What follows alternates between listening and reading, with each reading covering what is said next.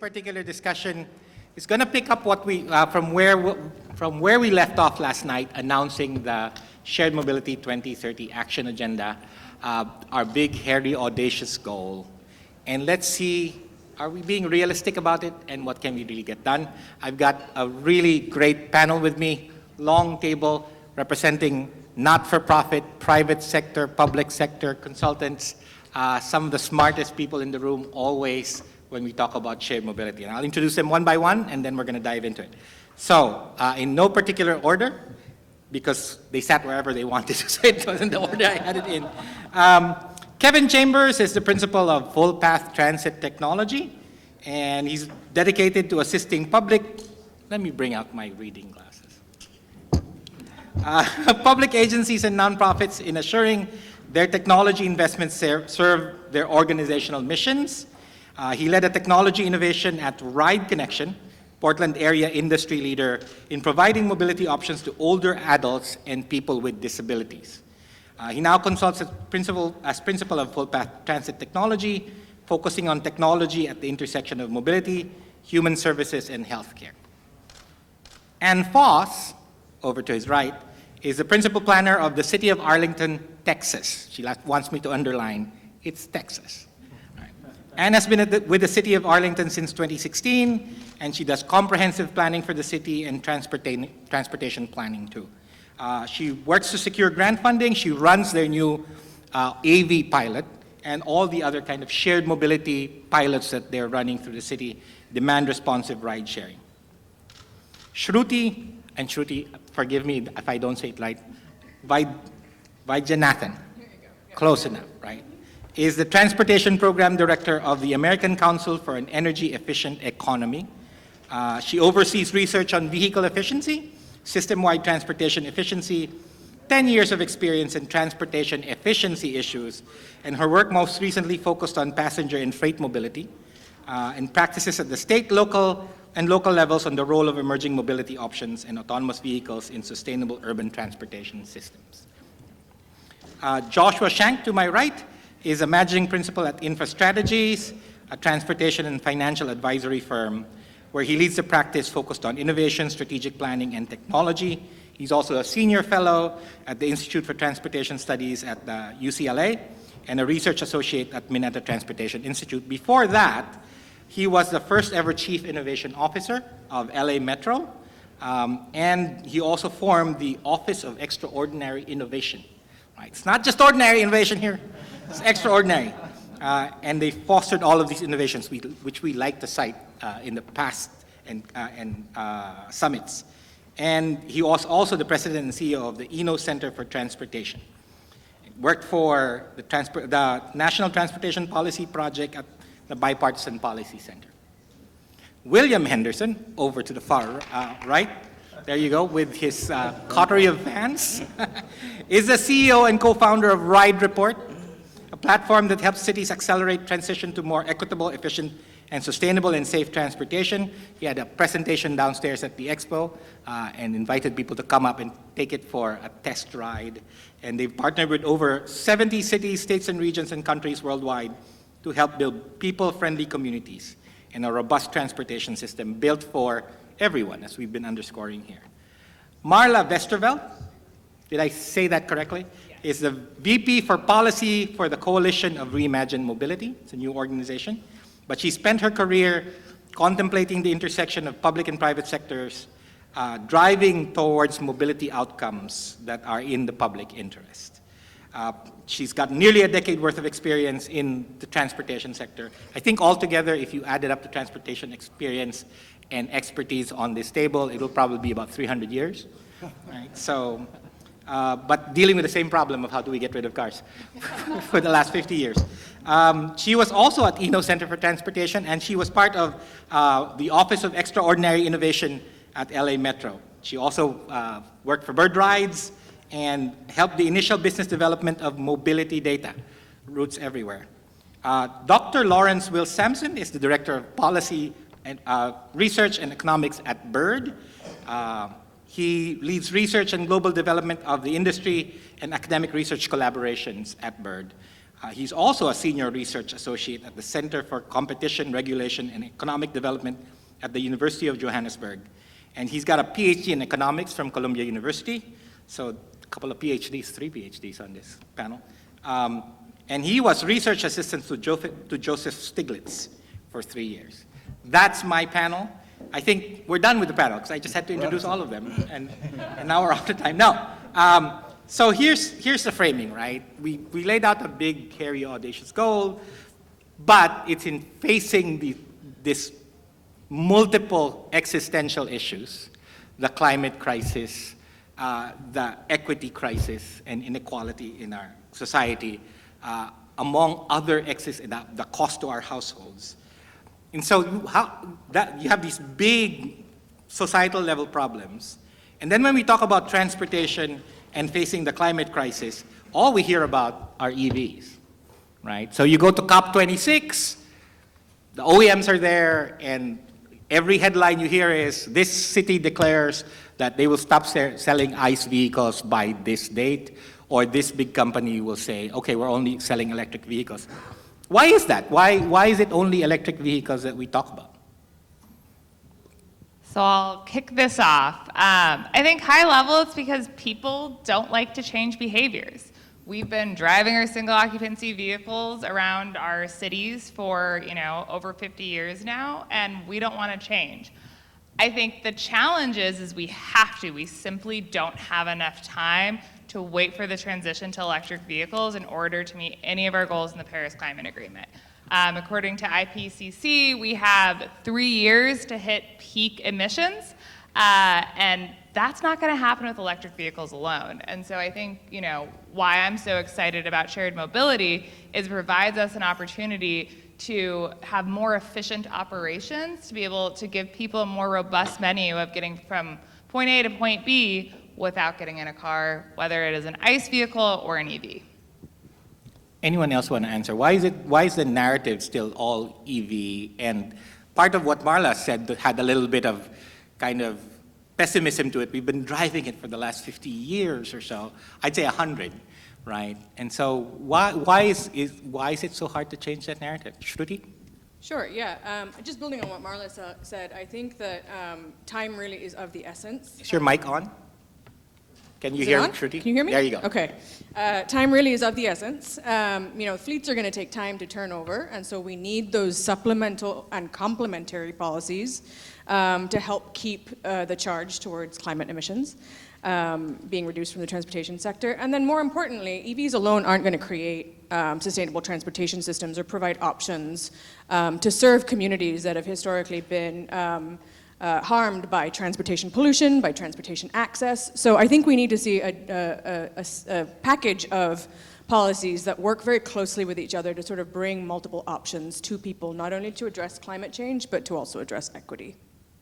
Did you want to add something, Joshua? Well, I would just want to point to, riffing off of what Peter Norton was talking about, right? Why do people talk about EVs? Well, because EVs have the potential to make people money, and so they're talking about EVs. If you want to talk about actual solutions to the problems at hand, EVs are a partial solution to a very large problem, and it's going to take a lot more than any one silver bullet to deal with these things. But the biggest concern I have with EVs is that they don't tackle the larger challenge of violence on the streets that is caused by vehicles. We don't see a real opportunity in sight for doing that through the use of electric vehicles. And until that changes, I think that's a pretty strong mandate to think about other solutions that go along. That's a really, really good point. That when I was thinking about what Peter was saying in his book, right? It's like, first there was resistance from the OEMs about EV, and then suddenly, if you're going to replace all the ICE vehicles, ka-ching, right?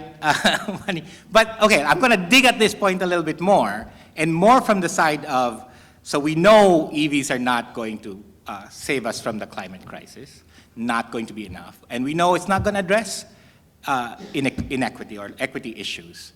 But why is there no voice for shared active transportation barely made a dent in the last COP26. They had one sentence in the bottom of the whole declaration. Why is that? And I'm probably begging the question. I'll add one thing, and I'm adding this because I'm here today. I'm not able to take my daughter to a climate strike that's happening in the Portland School District on Friday.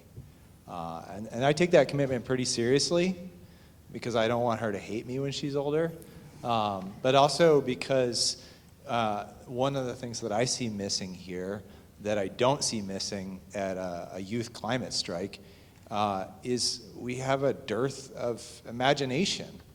We just can't imagine anything better than simply fixing the internal combustion engine and hoping that we can do that fast enough. We can't imagine that we'd have better communities or just new ideas to bring to bear. And so the idea before micromobility was sort of, yeah, bikes, they work in Copenhagen, but they won't work anywhere else.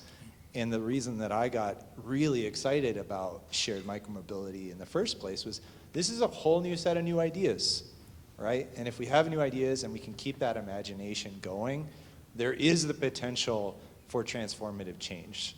So there's a lot more that needs to be done, obviously. I know we're gonna dig into it, but I like to start with, hey, we just need to relax and open ourselves to new ideas. And then once we're finding things that have the potential, that's where the real hard work begins. But if we're just, looking at the same old ideas and hoping that somehow we're gonna make more progress than we have in the past, well, I'll leave it up to your imagination. Well, I hear what you're saying. I'm gonna pick on that a bit and say, we've had this innovation conversation for the longest time, right? And it's always then going to, autonomous vehicles, that's innovation, that's going to solve everything. And so it's always kind of this, there was this a conference on maintenance, I think 5 or 6 years ago in New Jersey, and basically saying, the problem we have is we keep talking about innovation, there's a lot of things we need to maintain that are crumbling, or things we already have as solutions. But so let me pivot from that and say, how do we change the narrative that's currently about an innovation is technology that's somewhere out there that's going to come. We're going to get it to put it together as Elon Musk says it's another 6 months or the 6 months after that, or we're going to dig tunnels and that's going to solve induced demand, or he doesn't believe in induced demand. But how do we start changing the frame? Because we feel like we've been talking, I've been in land use and transportation for 2 decades now. And we've been talking sprawl and how it was a long emergency, and yet nothing is moving, and all of the conversations we know are not going to current themes in the conversation. How do we start changing that? And what do we start needing to do in particular sectors? Because it's not just the narrative, right? What needs to change in the system? That's a very, very big question, which is why I have a very big panel. And perhaps at kind of the city level, what are you thinking that needs to change? And we won't tell, the administration over at Arlington if you think. Yeah, so, I'm thinking about this. Can you guys hear me? Mike, please. Working now? Yeah. Okay, thanks. I'm in Arlington, Texas, not necessarily the most conducive place to think about public transportation. But what I've learned over the past few years of implementing new transportation technologies is that sometimes you just have to try something, and it might not be exactly the fit. It might not be the thing that you're going to see forever. Maybe switch out.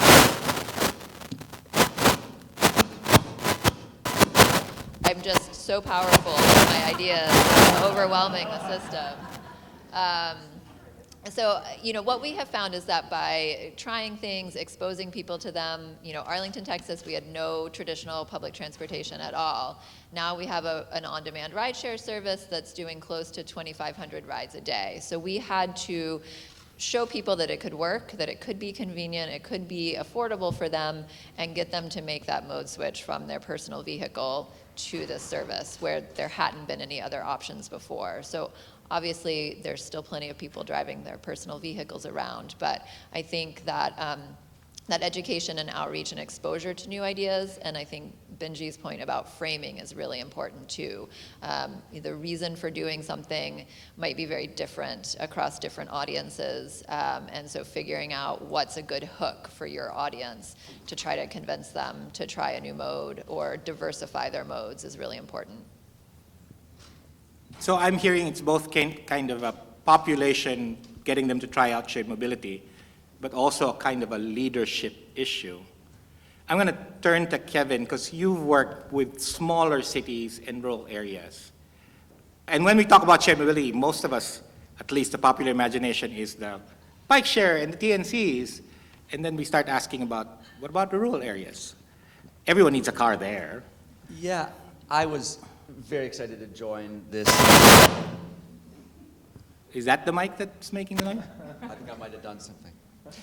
I was really excited to join this agenda in part because I could hopefully play a role to make sure that the needs of rural communities and community transportation could be included, and I could do my best to kind of represent that angle.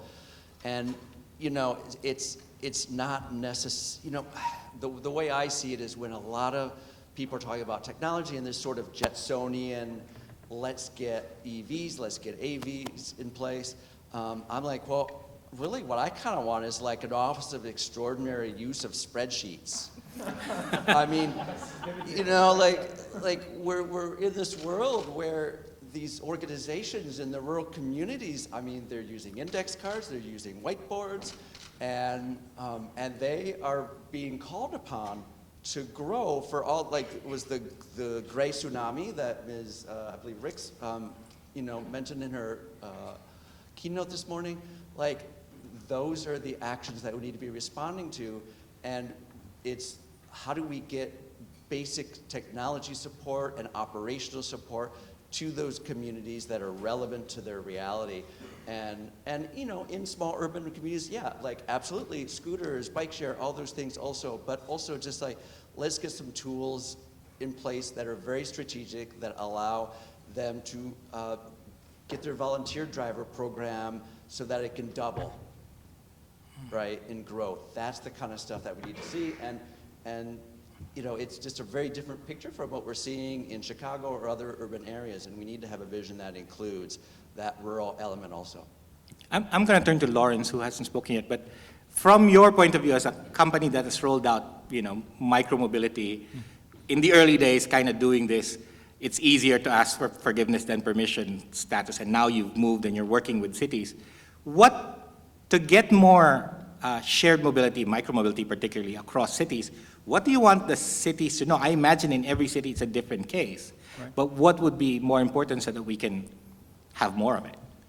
I mean, I think the easy answer is just, you know, the infrastructure that's supporting those services, right? Like the limit to people getting onto a scooter or a bike is really feeling safe when they're out riding, you know, next to 7,000-pound cars going at 30 miles an hour. Like that is a fundamental constraint that is on the ability of us to provide service, and also, you know, so not just about safe places to ride and also places to park the vehicles and things like that. That's really like, can we carve out a space in the you know, in the urban form where these vehicles can go and be used safely and sort of grow to the scale which we need to meet the challenge that I think everyone has said EVs can't meet by themselves. I think we all saw that study from Oxford Transport Studies Unit last year that said, you know, EVs are never going to meet the climate goals. We need, you know, telecommuting. We need massively increased active transportation. All those things are sort of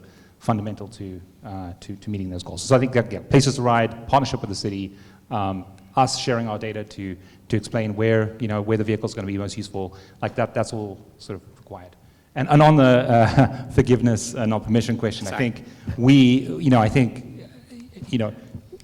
it was not known in 2017, 2018 that millions of people wanted to ride shared scooters, and now it is known. So you're welcome, everyone. No, that's yeah. So here's a question that I want everyone to answer, and it's a little bit of navel gazing, right? So we're a very varied sector. Who was it? It was Suzanne Carlson from ODOT who said, shared mobility is at the kiddie table when we're talking about big national investments, right? It's like, you're interesting, there's venture cap, there's money going on, but you're not part of the big conversations. In fact, shared mobility, I think it's mentioned once in the IIJA, in the bipartisan infrastructure law. How do we get to the big table? Do we want to be there, first of all? How do we get to the big table? And if not that, maybe a little bit of navel gazing to say, what do we need to do? What are we doing wrong? Speaking from either your point of view, representing your organization, or how you're seeing this sector. And Joshua, I'm going to start with you because of your kind of expanse of experience in it. Yeah, I mean, so first of all, shared mobility does have a large national presence when you include transit, Yes. right? The issue there is that the transit money at the federal level, and in many cases at the local level, is being spent in a way that is not actually achieving the goals that we've outlined in the action agenda, because it's largely focused on infrastructure rather than operations. And it's largely focused on infrastructure projects that have questionable mobility benefits compared to what we could be doing within cities. For example, Los Angeles and many other cities, very busy building nice land cruises that will carry very few people in 50 years, but not building the bus lanes and the bike lanes that need to be built right now and could be helping people who need better transportation tomorrow. So the transit, I would say one opportunity is to reform the money that's currently being spent on transit to do something far more useful than it is doing at the moment, both at the federal level and at the local level.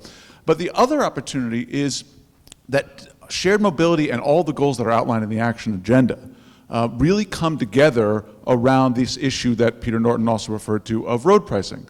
When road pricing is included, it helps all aspects of the shared mobility action agenda. It is a centerpiece, it's not a silver bullet, but it is a centerpiece around which a larger coalition can be formed, because pricing the roads not only improves shared mobility, not only improves transit, not only has the potential to improve equity, also has the potential to improve climate. All of those things can come together around the pricing of our roadway system, and that's why I think there's an opportunity there to pursue the action agenda items through a comprehensive policy. Yeah, and I think to build on what Joshua had just said, it's also reimagining who's eligible to receive transit funding. Right now, we're only distributing transit funding to transit agencies or other governmental entities based on, whatever program it is. Shared mobility is operated by a variety of different entities, some of which are public, some of which are private. And there is an opportunity to distribute money to private sector entities if they are delivering on public sector goals. And I think that really helps to change the conversation of what is shared mobility and what is the governmental role in pushing it forward. And then, of course, +1 to pricing as well. Shruti. Yeah, I think that a lot of transportation funding, particularly at the federal level, is also not tied to the metrics that we need to see to actually see whether that money is having effect. We've been talking about a performance measure for greenhouse gases in transportation spending for years, and we're still at the point where that's not even a remotely palatable solution for a lot of policymakers. So if we don't know how the money we're spending is actually impacting the key goals that we want to see reached, climate, equity, access, whatever you may have, then I think it's very hard to revolutionize the transportation system if we're not actually doing that tracking. Laurence? Okay. Yeah, I was going to say, I think that's exactly right. I think the metrics, trying to get some sense of the carbon impacts of new transportation, trying to get a sense of the accessibility benefits of, measuring, how many people can access service rather than the speed at which vehicles are moving. Things like that are kind of, we just got to start measuring the right goals, I think. Right. William? Yeah, I want to +1 that. I mean, you can't move the needle if there is no needle.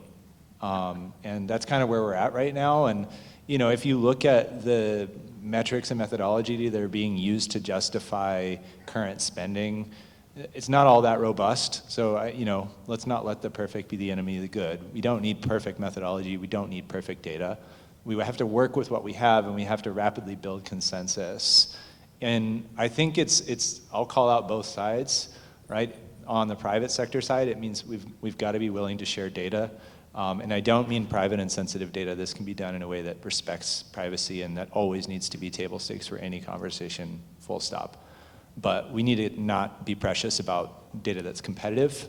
I'm sorry, it's going to be revealing about your business to talk about the impact of your business. Deal with it. If you want to be a public service, then that's part of the deal.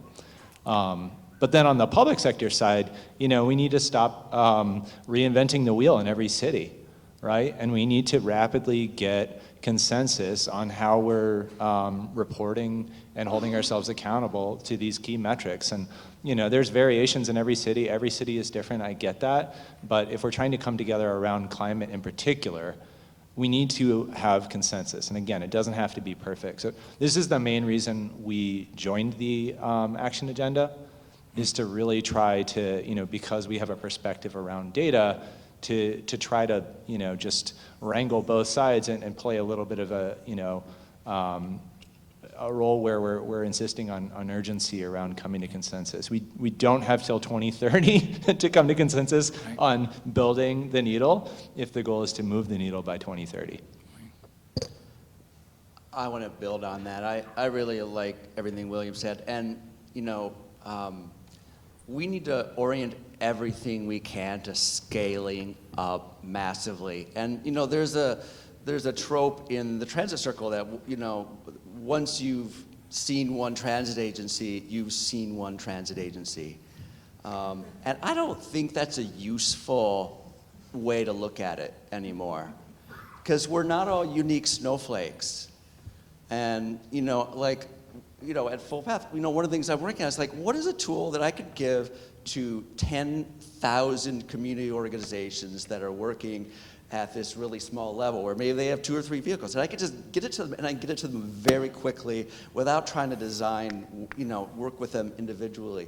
And that's the kind of thing we need to be doing on the data front. That's the kind of thing we need to be doing on all these fronts, is what are the tools that are going to allow us to scale? Open data, open reporting, just shared KPIs at every point. And I think that's one of the things that's really going to be getting us to move along. So. Anne? The benefits of a large panel, right? So many great things have been said already.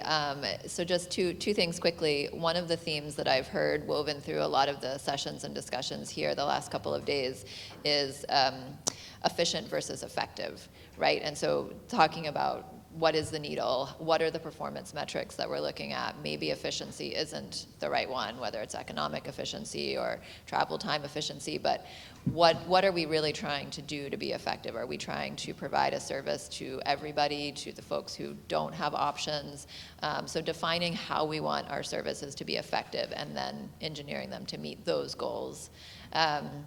And then just the other thing I wanted to say quickly is that sometimes it's more fun at the kids' table, right? And you can... Always more fun, actually. You can fly under the radar a little bit more and get away with things at the kids' table. So again, kind of this push to try things out.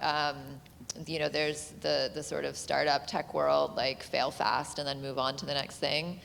Speaking from local municipality perspective, it's really hard to fail. But I think that there are opportunities in this space of shared mobility within the action agenda to test things out, learn from those mistakes, they're not failures, and then kind of be able to quickly, nimbly move on to the next thing that will help us be most effective.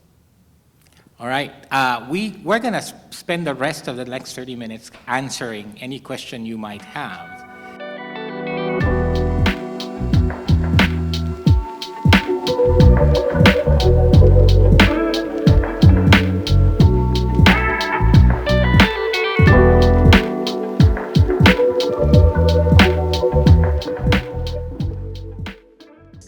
So just to reinforce something that I said earlier is it's how we distribute money. We can't see a future where we are going to have a plethora of shared mobility and robust options unless we're paying for it from public sector dollars. So we need to make all shared mobility operators eligible if they are providing a public service and in the public benefit. There are certainly some services that are not going to qualify for that, and that's fine. But if you're providing essential service, you should be treated like an essential service.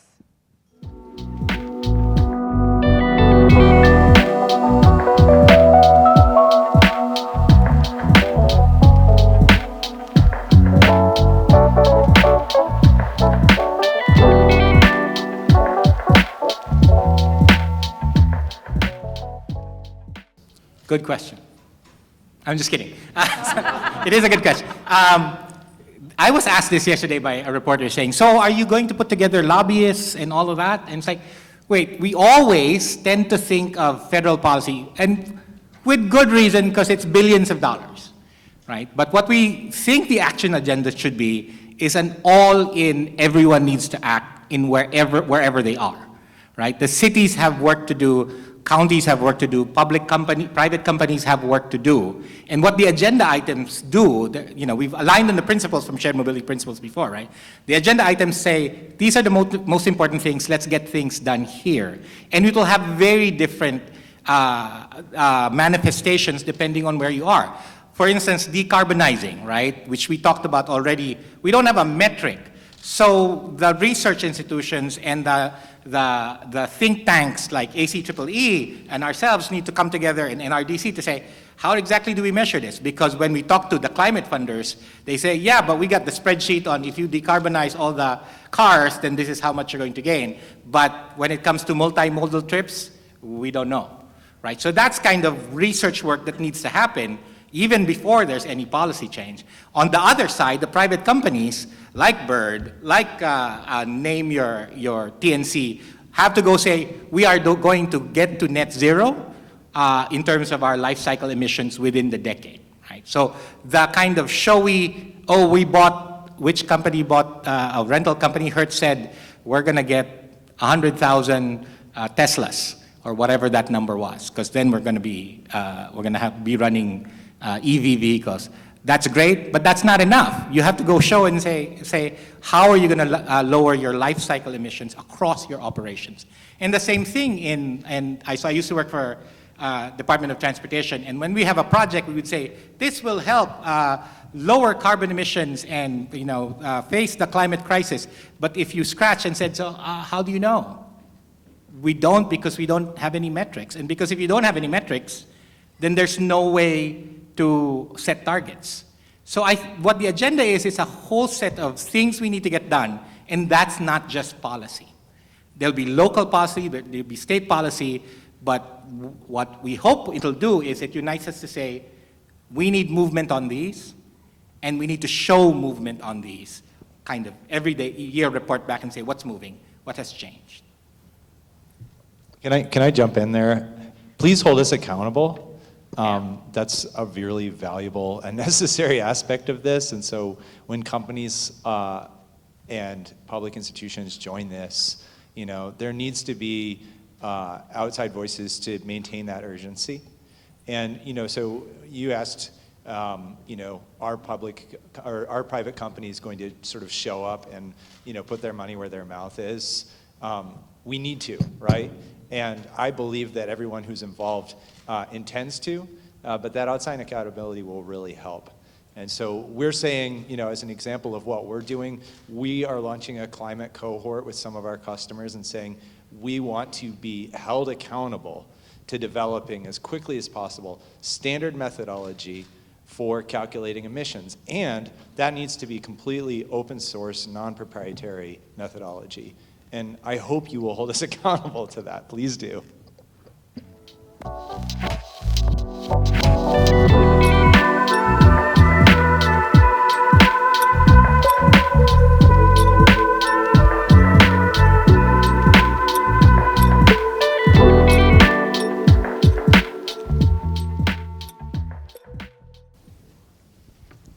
I mean, the first thing is obviously to join the NumTot Facebook group. Like that's. So You're a founding member, right, Lawrence? Of the No, NumTot. but I mean, I think like there is. I mean, already. I know we said like, why are just EVs dominating the conversation? I think among younger people, that's not necessarily the case. I mean, I think a lot of young people are motivated to to see, forms of transportation that are not cars, and to use forms of transportation that are not cars. And obviously our ridership is, has a lot of young people in it as well, and we see people increasingly choosing to not drive cars when they can. And so I think how to make that choice sticky over time is a difficult, and it is an interesting question. But I think it's really about creating those suite of options where they can choose to live without, to delay the purchase of a car by having a suite of options. I think that's a very important thing. Did you want to add, Josh? Yeah, I mean, first of all, young people aren't on Facebook, if I understand. Not that I know. Is this tick thing? What is that thing? TikTok too. But look, I think the question goes to the larger issue of how do you mobilize a coalition of people who are advocating and trying to get behind what we're talking about here. It's not just young people, it's everybody. And I think the answer is that you have to pick on the things that they already see that are wrong with society, like equity, like climate, and make those part of this agenda. So just to use Los Angeles as an example, because I'm most familiar with it, we can't get a protected bike lane built in Los Angeles without somebody trying to recall the council member who's trying to build it, right? It's in your district. Yes. I'm sure you support it, yes. But I mean, the point is that the politics of places like LA and many American cities are very much in favor of the status quo, which is dominated by cars and private cars. And that only way that politics changes is if the elected officials are embarrassed into having to change it because what they are doing is highly inequitable and is killing the planet, which we know that it is.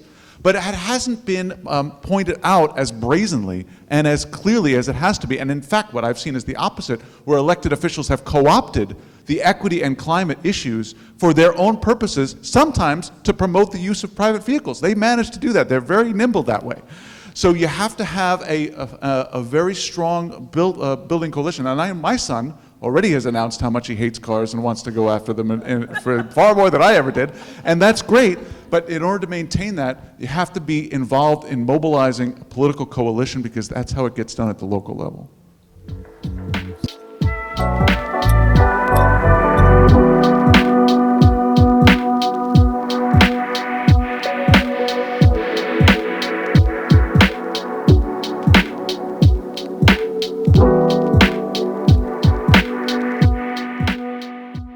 I think we're all nodding, but we're gonna. I'll respond. You said that you want to integrate transit to show policymakers. I don't think that's possible. Policymakers need to be at the table. I think that policymakers have to require that operators provide some amount of operational data that then can be ingested and then fed back out to have an integrated system that can work together. And I think you do that through building coalitions, and you do that through people developing technology that meets those solutions and trying to sell it to the right folks. But you can't do that without the government coordinating, because, to William's point, it's unlikely that a bunch of private sector companies are going to share what they perceive to be sensitive data with one another with the hopes of changing a politician's mind.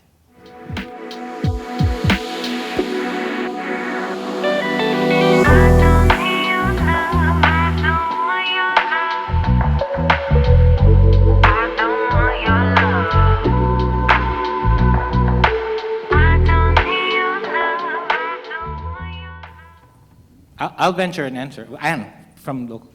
Well, just quickly, I think it's going to change from community to community, and I think the action agenda lays out a framework. Obviously, equity and climate change are two of the driving themes, but even within those, there are different ways of thinking about those issues and measuring them. So I think that there's enough flexibility in the agenda to be able to kind of shape it to the indicators that are most important for your community that you're working in. Go ahead, Lauren. Yeah, I was going to say, if you think about transportation, I think it's access to jobs and amenities of the city within a certain time period is how we generally think about that, and that needs to be obviously any part of transportation planning. Yeah. And then obviously the carbon accounting as well. I would also measure amount of mobility choices within range, right? Geographically, you can do that. And then we can start seeing, if we change the frame on food deserts, right? Can we change the frame to transportation mobility deserts? The current frame we have is where you can't get a bus, is a desert. But where you have no other options but a car, is a desert.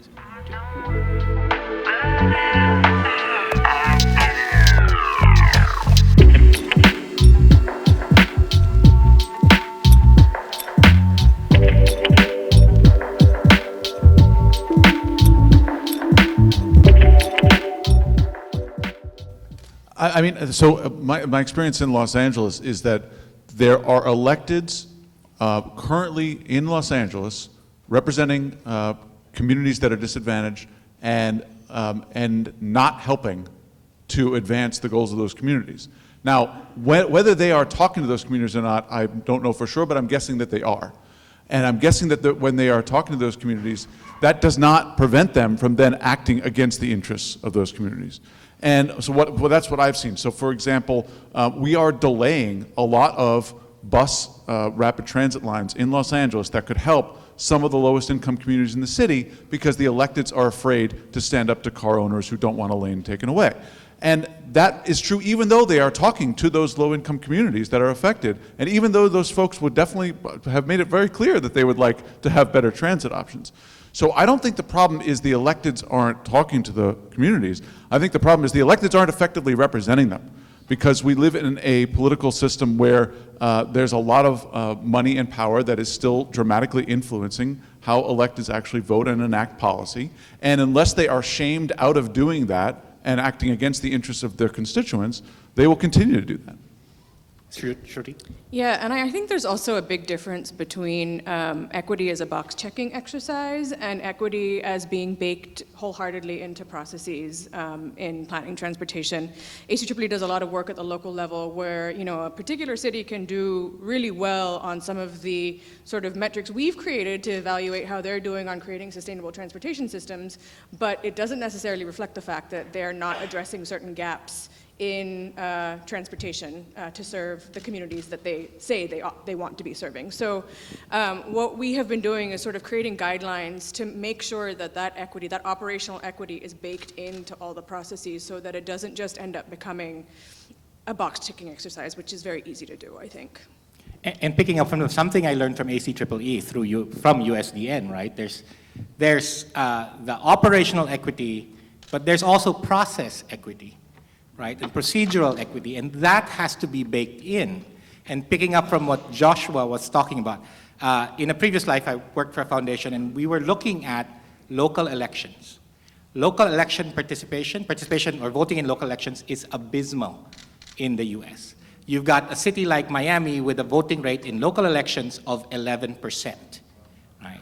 And the majority of that 11%, in particularly a city like Miami, probably 80% of that is about 65 and older.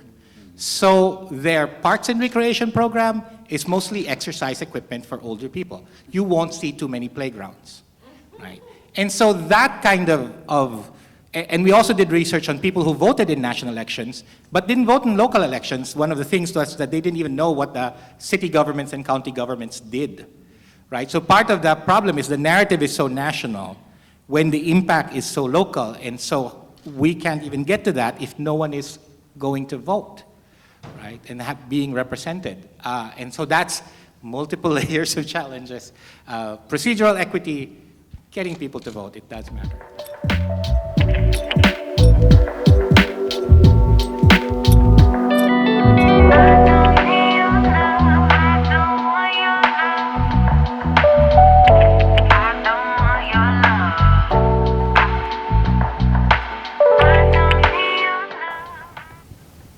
I'll take a stab. If we learn one thing from the pandemic, it's, you know, who knows what's coming, right?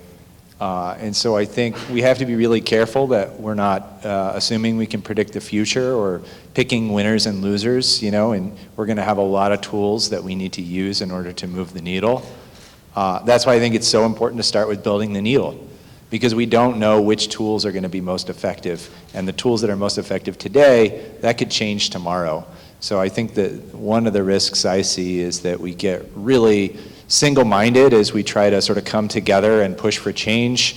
We bet on the wrong horse, and then we say, crap, this is not actually working, and you know, there's something else that we wish we had bet on instead.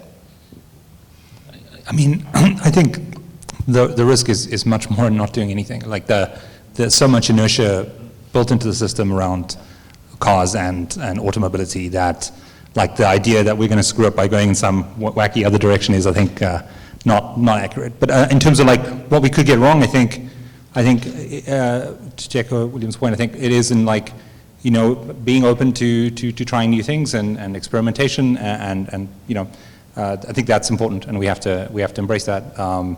And yeah, and I think err on trying things rather than not. I think we need to be emphasizing both the shared and the mobility part. So all the KPIs, all about that these services need to be effective and they need to get people to access is important. But I also want to say, like, I think we should be completely unapologetic about the shared part. So, I mean, one thing that's come out of the pandemic, I mean, I remember writing on Facebook when the pandemic first started, it's like, this is going to be an opportunity for us to all be on a shared social war footing against a common enemy, which is a virus.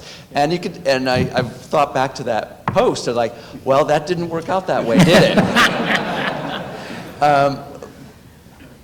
But we need to do that at every opportunity. We need to be rebuilding the social fabric on which these shared options depend in order for them to be successful.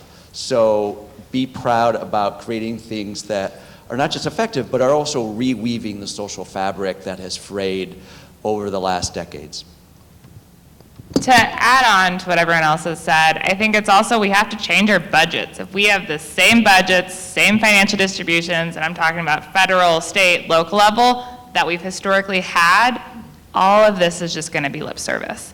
So we have to reimagine that, and I think that is the core of seeing a different future.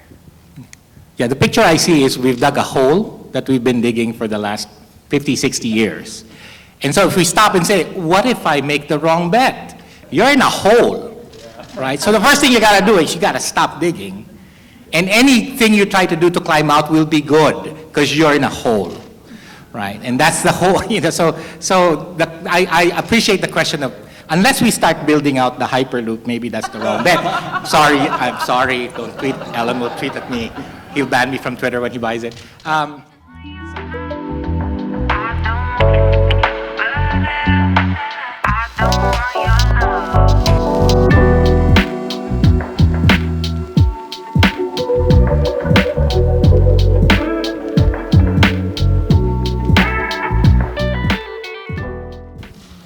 Yeah, and I'm happy to talk the shaming because the reason I focus on that is I saw a presentation by a woman named Rebecca Balin, who you guys should meet if you haven't already, talking about how they got congestion pricing done in New York. And the way they got congestion pricing done in New York, I know it's not actually done yet, but they got further than anyone else, and it might actually happen. The way they got it done was that they went to the folks who were opposing it and protested and said, and organized literal protests of people saying, this is the person who is trying to keep us from having adequate public transportation in this city, because congestion pricing there is going to fund transit.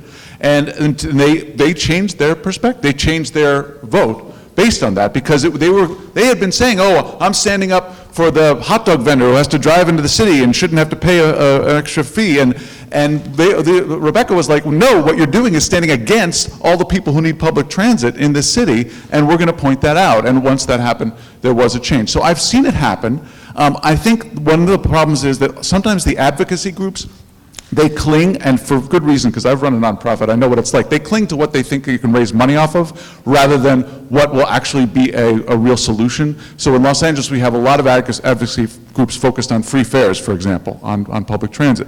I'm not necessarily opposed to free fares, but that is not going to be the game changer in Los Angeles, because the transit system is inadequate, and having free fares on a bad system doesn't help.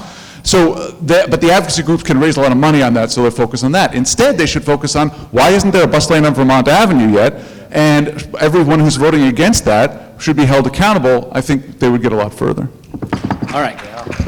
This is now my final question, and we'll keep it short, and you don't have to explain why.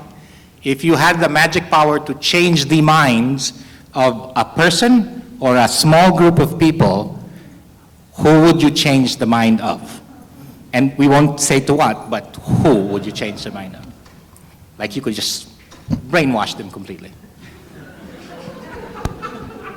I'll start with the easy answer, the US Congress.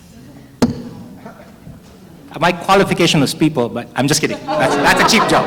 Cheap joke, cheap joke. Okay, there.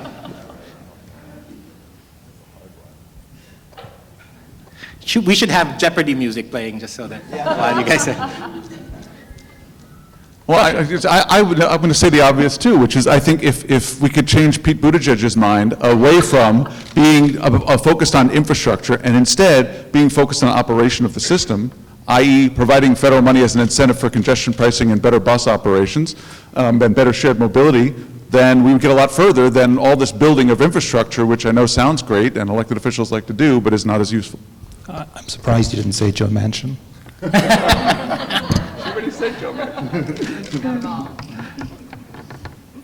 William? I'll go back to, the appeal for imagination. And so if I could change one thing, I wouldn't focus on, one really powerful person. I would sort of wave my magic wand and get us all to stop thinking from sort of a scarcity mindset, where we think, oh, well, the only thing we can get done is something that's very incremental and small, like, switching internal combustion engines to electric engines, and get people just, I think probably all of us in some way are here because we've experienced the power of shared mobility systems to transform complete lives, right? And I don't know what that experience looks like for you, but you're here, I'm guessing, because you can understand that it is a completely revolutionary thing. It changes communities, it changes people, it changes our social fabric. And so to get people thinking that way, instead of scarcity thinking, would be so magical.